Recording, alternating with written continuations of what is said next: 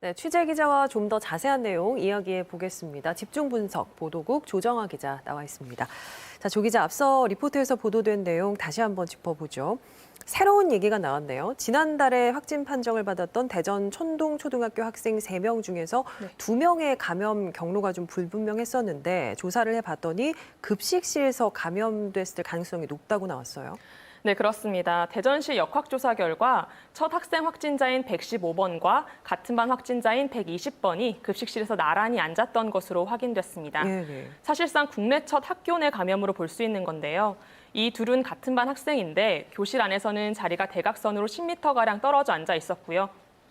또 교실 내 에어컨 바람 역시 서로 다른 방향으로 불었던 것으로 알려졌습니다. 특히 당시 두 학생이 평소 서로 대화를 전혀 하지 않았다고 밝혀서 감염 경로가 불분명했었습니다. 그러다 보니까 공기 중 감염이 아니냐는 우려까지 나오기도 했습니다. 그런데 대전시의 정밀 역학조사 결과 급식실에서 감염이 이뤄졌을 가능성이 큰 것으로 확인됐습니다.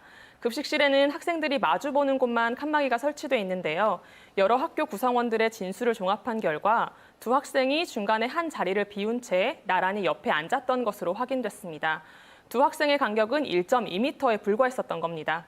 결국 학교 급식실을 통한 감염 가능성이 큰 것으로 확인된 건데요.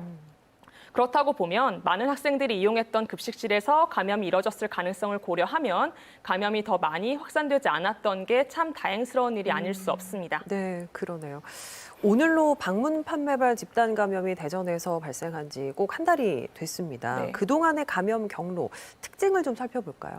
네, 지난달 15일 대전 방문 판매발 집단 감염이 발생한 이후 오늘로 꼭 한 달이 지났습니다. 지난 한 달 동안 발생한 대전의 확진자 수는 모두 119명입니다. 이 수치는 집단 감염 발생 전 넉 달 동안 대전에서 발생한 확진자 수 46명보다 2.5배 정도 많은 숫자인데요.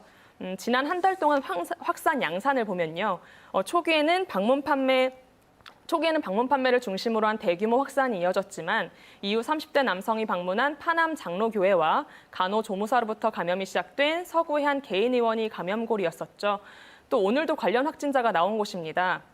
내원 환자를 시작으로 원장과 그 부인이 확진 판정을 받은 유성구의 또 다른 개인 의원도 있었습니다.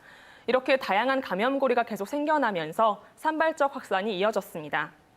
특히 처음 발생한 방문 판매발 집단 감염은 고령자들이 많았었습니다.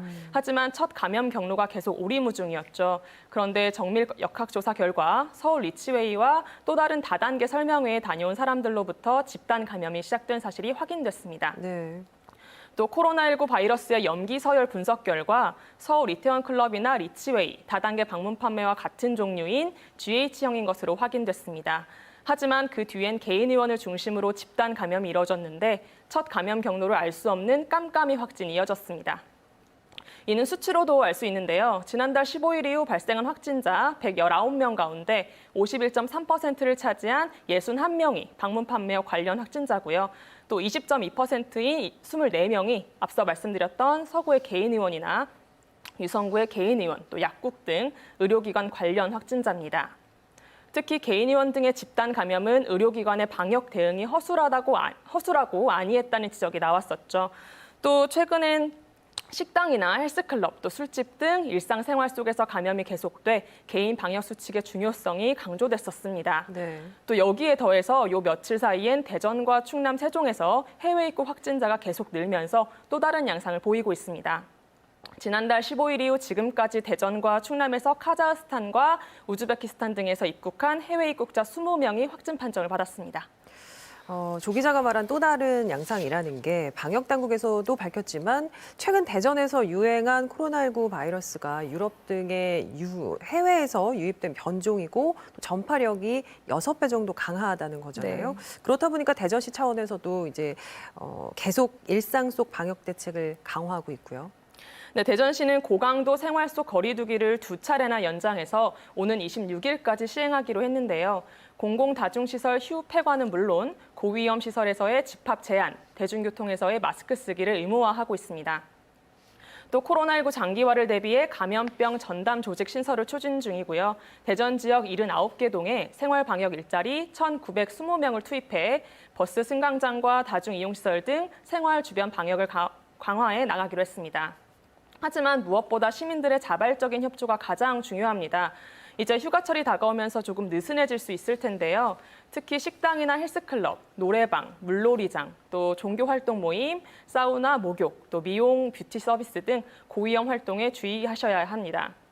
또 밀집, 밀접, 밀폐, 이른바 3밀이라 불리는 환경에서는 위험도가 높아질 수 있기 때문에 꼭 개인 방역 수칙 준수하셔야겠습니다. 네, 한 번 더 경각심을 다져야 될 시점인 것 같습니다. 여기까지 듣죠. 수고했습니다.